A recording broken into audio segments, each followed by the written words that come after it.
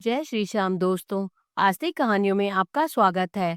संपूर्ण भागवत कथा संक्षिप्त में आज हम कथा सुनेंगे भगवान विष्णु द्वारा ध्रुव को वरदान एवं ध्रुव यक्ष युद्ध। चौथा स्कंद। बोल श्री कृष्ण भगवान की जय। श्री सुखदेव जी ने कहा, हे परीक्षित, मैत्रेय जी ने ज्ञानोपदेश करते हुए विदुर से कहने लगे, विदुर, ध्रुव की घोर तपस्या पर प्रसन्न होकर भगवान विष्णु वहां आए और उन्हें अपनी गोद में बिठाकर बहुत प्यार किया। तत्पश्चात भगवान बोले, हे ध्रुव जी, जो आज तक किसी को न मिला वह मंगल पद तुम्हें देता हूँ। 36,000 वर्ष पृथ्वी पर राज्य करने के बाद तुम सर्वपूज्य बनकर ध्रुव लोक में अनंत राज्य करोगे। इसके बाद ध्रुव को आत्मज्ञान और महान शक्ति प्राप्त हुई तथा वह अपने माता पिता के पास लौट आया। घर लौटने पर ध्रुव को पिता ने हृदय से लगा लिया। कुछ समय के बाद ध्रुव को विवाह योग्य जानकर महाराज उत्तानपाद ने उसकी शादी भ्रमी और ईला नाम की कन्या से कर दी। भ्रमी ने कल्प और वत्सल तथा ईला ने उत्कल नामक पुत्र और एक पुत्री को जन्म दिया।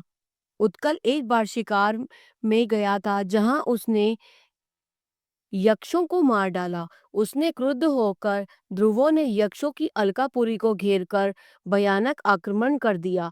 उस आक्रमण में सहस्रों यक्ष मारे गए। क्रोधित ध्रुव ने यक्षों का वंशज ही नारायणास्त्र का प्रयोग कर मिटाना चाहा, किंतु पिता के द्वारा ज्ञानोपदेश पाने पर उन्होंने युद्ध बंद कर दिया और भगवान की उपासना में लग गए। पर श्री कृष्ण भगवान की जय। ध्रुव का विष्णु लोक आरोहण। मैत्रेय जी ने कहा, हे विदुर, 36,000 वर्ष भगवान की भक्ति और प्रजा का सुखपूर्वक पालन करने के पश्चात भक्त ध्रुव बद्री का आश्रम चले गए और वहां हरि भजन करने लगे। एक दिन आकाश से एक विमान उतरा। उसमें विष्णु के ही समान दो पार्षद बैठे थे, जिन्होंने ध्रुव से विष्णु लोक चलने का निवेदन किया। जब प्रसन्नचित्त हो ध्रुव विमान पर चढ़े और आकाश से देवताओं ने पुष्प वर्षा करने लगे। उसी वक्त ध्रुव ने देखा कि उसकी माँ भी विमान पर सवार हो स्वर्ग की ओर जा रही है। उन्हें देखते हुए पीछे से भक्त ध्रुव भी बैकुंठ को पहुंचे, जहां उन्हें उत्तर दिशा में अचल स्थान मिला। वह आनंद पूर्वक वहां निवास करते हुए, जहां सप्तऋषि मंडल सदैव उनकी परिक्रमा करते रहते हैं। वह लोक आज के युग में ध्रुव तारा लोक को कहते हैं, जो आकाश में सबसे बड़ा तारा रूप में उत्तर दिशा में दिखाई पड़ता है। बोल कृष्ण भगवान की जय। ध्रुव वंश में राजा बेन की कथा। मैत्रेय जी ने कहा, हे विदुर, ध्रुव के वंश में कई पीढ़ियों के बाद बेन नामक राजा हुआ, जो महान अत्याचारी था। अतः ऋषियों ने उसे शाप दे दिया, जिससे उसकी मृत्यु हो गई। राज्य में कोई राजा न रहने के कारण भारी अराजकता फैल गई। रानी सुनीता ने अपने पति राजा बेन का शव सुरक्षित रखा था। जिस शव को ऋषियों ने मला, उससे विष्णु का अंशावतार पुत्र पैदा हुआ। वह दबी नाक, लाल आंखों वाला काला बौना आदमी निकला, जिसने समस्त अराजकता फैलाने वाले दुष्टों का संहार किया। मैत्रेय जी ने कहा, हे विदुर, एक बार और बेन ने शव को ऋषि मुनियों ने मला। उसके दाहिने हाथ से विष्णु के अंश पुत्र तथा बाएं हाथ से लक्ष्मी की अंश का एक कन्या पैदा हुई। ऋषियों ने रानी सुनीता से कहा, ये बालक परमात्मा का अंश है, अतः इसका नाम पृथु होगा। युवावस्था होने पर शुभ मुहूर्त में पृथु का राज्याभिषेक किया गया। उस अवसर पर देवताओं ने उन्हें अनेक प्रकार के उपहार दिए। कुबेर ने स्वर्ण सिंहासन, वरुण ने छत्र, वायु ने चवर, इंद्र ने मुकुट, यम ने दंड और ब्रह्मा ने कवच और शंकर ने तलवार, लक्ष्मी ने हार समर्पित किए। राजा पृथु तक सुखपूर्वक प्रजा का पालन करने लगे। बोल श्री कृष्ण भगवान की जय। पृथु का पृथ्वी पर क्रोध एवं दोहन। मैत्रेय जी ने विदुर से पूछा, हे महात्मन, पृथ्वी ने गौ का रूप क्यों धारण किया और पृथु ने उनको दूहा, तब बछड़ा कौन हुआ और दूहने का पात्र क्या था? ऊंची नीची पृथ्वी को पृथु ने बराबर कैसे किया तथा राजा ने छोड़े अश्व को इंद्र किस प्रकार चुराकर ले गए? ये सभी कथाएं विस्तार से सुनाएं। मैत्रेय जी बोले, एक बार भयंकर अकाल से प्रजा व्याकुल हो उठी। तब पृथु ने सोचा कि पृथ्वी ने अन्न को अपने गर्भ में छिपा लिया है, अतः उन्होंने धनुष पर बाण चढ़ा लिया। पृथु को क्रोधित देख पृथ्वी कांपने लगी तथा गाय बनकर भागने लगी। पृथु उसके पीछे पीछे दौड़े। तब गाय बनी पृथ्वी बोली, हे राजन, मुझे मत मारो। मेरे मरने के बाद तुम्हारी ये प्रिय प्रजा कहाँ रहेगी? अतः मेरे ऊपर दया रखो। पृथु ने कहा, हे पृथ्वी, तू यज्ञ भाग ग्रहण करती है, फिर अन्न क्यों नहीं उपजाती? तूने अन्न उदर में छिपा लिया है। अतः क्षुधा पीड़ित प्रजा को तूने मारकर तेरे मांस से शांत करूंगा, क्योंकि मैं प्रजा को दुखी नहीं देख सकता। पृथ्वी बोली, है प्रभु, आप क्रोध शांत करो और मेरी विनय सुनो। राजन, पूर्व ब्रह्मा जी ने जो औषधियां रची थी, उनको कुकर्मी राजाओं ने भोगते देखा, तो मैं यज्ञ के अर्थ से उन औषधियों को निगल गया। सो निश्चय है कि अब सो औषधियां मेरे शरीर में पच गई हैं। तो महात्माओं के उपाय और अपने योग बल से आप ले लेने योग्य हो। आप पहले मुझे समतल बनाओ, फिर मुझे दुहने का प्रयत्न करो। यह सुन राजा ने धनुष बाण नीचे रख दिया। तब पहले मनु बछड़ा बने। उन्होंने पृथ्वी रूपी गाय से औषधियां दुही। फिर देवताओं ने इंद्र को बछड़ा बनाकर सोने के बर्तन में अमृत रूपी दूध दुहा। तत्पश्चात सभी देव देवताओं, यक्षों, गंधर्वों ने पृथ्वी से संपूर्ण पदार्थ, सिद्धियां आदि अन्न वगैरह का दोहन किया। तब पृथु अत्यंत प्रसन्न हुआ और पृथ्वी को अपनी पुत्री की संज्ञा दी। बोले श्री कृष्ण भगवान की जय। महाराजा पृथु द्वारा 100 अश्वमेघ यज्ञ एवं परलोक का गमन। हे विदुर, जब पृथ्वी का दोहन कार्य समाप्त हो गया, तब पृथु ने अपने धनुष के अग्रभाग से पर्वतों के शिखरों को चूर्ण करके पृथ्वी को बराबर कर दिया। तत्पश्चात उन्होंने पृथ्वी पर उत्तम निवास स्थान, सेना के रहने योग्य स्थान, किसानों को गांव और संपूर्ण स्थानों को बनाया। तदंतर पृथु ने 100 अश्वमेघ यज्ञ करने के संकल्प से मनु दीक्षा नियम धारण किया।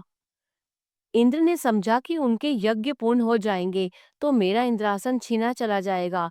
अतः वे क्रुद्ध होकर 100वें यज्ञ का घोड़ा चुरा कर ले गए। उसे चोरी करते अत्रि ने देख लिया और पृथु ने बता दिया। पृथु के पुत्र विजिताश्व धनुष बाण लेकर इंद्र के पीछे भागे।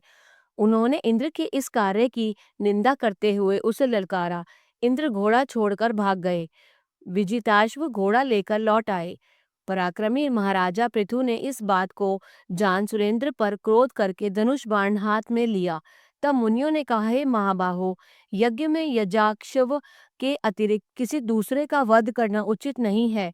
इंद्र यज्ञ भगवान का शरीर है, अतः क्रोध त्याग दें। इस प्रकार समझाने पर महाराज पृथु पर का गुस्सा शांत हो गया और यज्ञ की पूर्णाहुति की। तत्पश्चात उन्होंने इंद्र से ब्रह्मा के समझाने पर मित्रता कर ली। मैत्रेय जी बोले, हे विदुर, प्रजा पालन में तत्पर महाराज पृथु ने अपने पुत्र को पृथ्वी का राज्य सौंपकर चौथी अवस्था में वन को सिधारे। वे पत्नी के साथ वहां कठोर तप करने लगे और तप में लीन होकर बैकुंठ धाम चले गए। उनकी मृत्यु पर रानी विलाप करने लगी। वह मूर्छित होकर पृथ्वी पर गिर पड़ी। फिर पर्वत की चोटी पर चिता जलाकर परमात्मा को अंतिम नमस्कार करते हुए अपने पति के साथ सती हो गई। उस समय उनकी जलती हुई चिताओं पर संपूर्ण देवताओं ने आकाश से पुष्प बरसाए।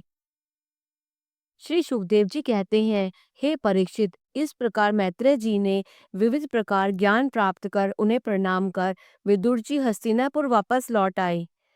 तत्पश्चात वे भी कुछ दिनों के बाद वन में चले गए और भगवान का भजन करते हुए मोक्ष प्राप्त किया। बोले श्री कृष्ण भगवान ने की जय। चौथा स्कंद संपूर्ण। पांचवा स्कंद, भक्त प्रियव्रत की कथा। बोलो कृष्ण भगवान ने की जय। राजा परीक्षित ने पूछा, है मुनिवर, प्रियव्रत महान भक्त थे, फिर भी गृहस्थ जीवन में रमण कैसे करते रहे? कृपया करके इस संशय की पुष्टि कीजिए। सुखदेव जी ने कहा, हे राजन, भगवान के चरण कमल में जिनका हृदय लग जाता है, उसे गृहस्थ जीवन कुछ भी नहीं बिगाड़ सकता। जब प्रियव्रत ने देवर्षि नारद से ज्ञान प्राप्त किया तो उनका मन राज्य पाठ में नहीं लगने लगा।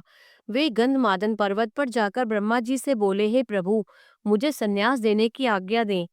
ब्रह्मा जी ने कहा, पुत्र, मैं महादेव तथा नारद जी जिस प्रकार परमेश्वर की आज्ञा पालन करते हैं, तुम भी उसी प्रकार करो। तुम एकमात्र भगवान को आश्रित हो, इसलिए गृहस्थ जीवन को झेलते हुए उनकी भक्ति करो, तभी मुक्ति का मार्ग खुलता है। सभी भोगों को भोग कर फिर वन को जाना और भगवान का भजन कर परम गति पाना। इस प्रकार ब्रह्मा जी के समझाने पर प्रियव्रत राजमहल में वापस आ गया। फिर उन्होंने विश्वकर्मा की पुत्री बहिष्मति से विवाह कर लिया। बहिष्मति से उन्हीं के समान वाले 10 पुत्र हुए। अग्निग्र, इष्मजीव, यज्ञबाहु, महावीर, हिरण्यरेता, भृतपृष्ठ, सवन, मेधातिथि, विधिहोत्र तथा कवि उनके नाम थे।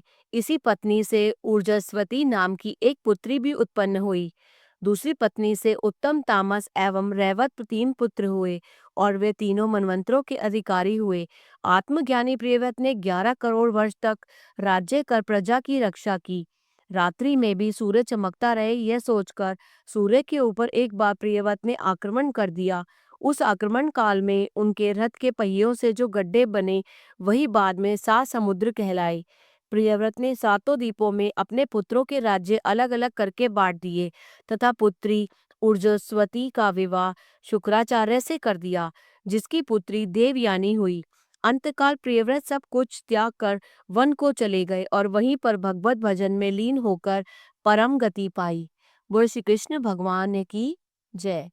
प्रियव्रत के पुत्र अग्निग्र एवं पौत्र ऋषभ देव का आख्यान। श्री सुखदेव जी ने कहा, हे परीक्षित, जब प्रियव्रत वन को चले गए तब उनके पुत्र अग्निवीर ने राज्य का कार्यभार संभाला। उनके राज्य में सभी राजा परम सुखी थी। एक बार महाराज पुत्र की कामना से मंदराचल पर्वत की गुफा में जाकर कठोर तप करने लगे। तब ब्रह्मा जी उनकी परीक्षा लेने के लिए पूर्वचिति नाम की अप्सरा को उनके पास भेजा। उसके आने के बाद पायलों की झनकार से अग्निग्र का ध्यान टूट गया। वह उस पर मोहित होकर कहने लगे कि हे कोमलांगी रूपवती, तुम कौन हो? तभी अग्निग्र के यौवन पर वह अप्सरा भी मोहित हो गई और दोनों 10 करोड़ वर्ष तक सुख भोग करते रहे। इस अवधि में उन्हें 100 पुत्र पैदा हुए। कुछ काल के बाद वह अप्सरा वापस चली गई और अग्निग्र ने प्रजा पालन करते हुए मोक्ष प्राप्त किया। उन्हीं के वंशज में राजा नाभि के पुत्र की कामना से तप किया। तपस्या पर जब भगवान प्रकट हुए तो नाभि ने स्तुति करते हुए कहा, हे दीनानाथ, मुझे आप जैसा पुत्र चाहिए। इस पर भगवान ने एवं मस्तु कहा और अंतर्ध्यान हो गए। तत्पश्चात कालांतर में रानी मेरु देवी के गर्भ से भगवान ऋषभदेव नाम से अवतार हुआ। जब ऋषभदेव ने युवावस्था को प्राप्त किया तब राजा नाभि ने उसे राज्य सिंहासन पर बैठकर पत्नी सहित बद्रीनारायण चले गए। वहीं पर भगवान का भजन करते हुए राजा रानी को मुक्ति मिल गई। इधर ऋषभदेव गुरु की आज्ञा से गृहस्थाश्रम में रहकर प्रजा पालन करने लगे। उन्हें भी एक पुत्र हुआ। जब महाराज ऋषभदेव वृद्धावस्था को प्राप्त हुए तब राज्य सिंहासन पर अपने पुत्र को भरत को बिठाकर मोक्ष प्राप्त के लिए वन में जाकर भगवान का भजन करते हुए बैकुंठ लोक को चले गए। बोलो श्री कृष्ण भगवान ने की जय। अगर आपको ये कथा पसंद आई तो कृपया करके लाइक कीजिए और शेयर कीजिए, जिससे अधिक से अधिक लोग इसका लाभ उठा सकें। जय श्री श्याम।